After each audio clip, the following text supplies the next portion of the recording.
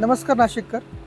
एक नाशिकचा नागरिक असल्यामुळे आपण आता सध्या जे पावसामुळे जे पाणी खराब होतं याच्याबद्दल आपण जरा सतर्क राहणं गरजेचं आहे. मोस्टली जर आपल्याकडे पाण्याचं फिल्टर असेल तर ते फ्रिक्वेंटली त्याला चेक करणं गरजेचं आहे आणि जर फिल्टर नसेल तर आपल्या घरात येणारं पाणी हे उकळून पिणं गरजेचं आहे. सो पिण्याच्या पाण्याकरता आपण काही नियम पाळणं गरजेचं आहे ड्यू टू दिस रेनीफॉल. गोविंदनगरमध्ये शॉप आहे माझं भाजींचं. मी भाज्या देते, घरापर्यंत पोहोचवते आणि स्वच्छ छान असतात, फ्रेश भाज्या असतात, स्वच्छ असतात. भाज्या मार्केटमधून आल्यावर ती धुवून स्वच्छ पानं लावून तयारी करते, छान स्वच्छ ठेवते, लोकांपर्यंत पोहोचवते.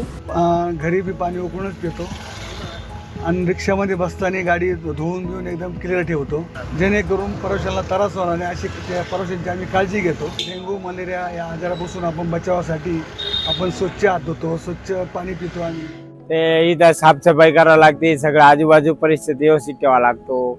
काही औषधी फवारा बिवारा मारायची इकडे आजूबाजूला, थोडा फिनाईल वगैरे मारून द्यायचे. फिनाईलचे पाणी वगैरे मच्छर होऊ नये, डास होऊ नये, ते व्यवस्थित माल ठेवावा लागतो. सगळा काळजी घ्यावी लागते मालाची. सगळा पडका माल सगळा काढून कुडून कचरा कुंडीत टाकायचा. साफसफाई सगळी व्यवस्थित ठेवावी लागते आम्हाला. पावसाळ्याचे दिवस सुरू आहेत, सगळीकडे पावसाचं आगमन झालेलं आहे.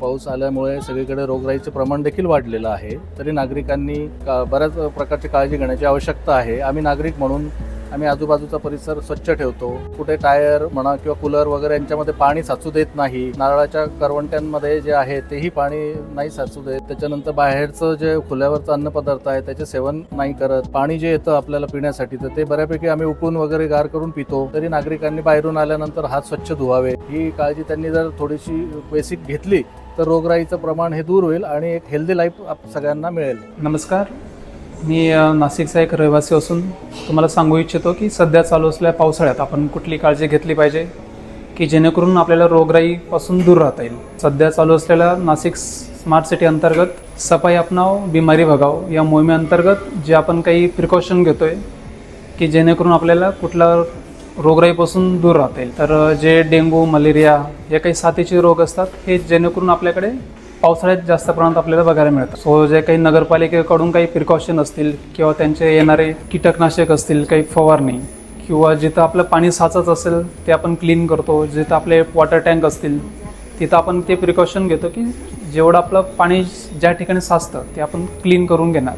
सर माझी सगळ्यांना विनंती असेल की तुम्ही पण अशा पद्धतीने प्रिकॉशन घेऊ शकता.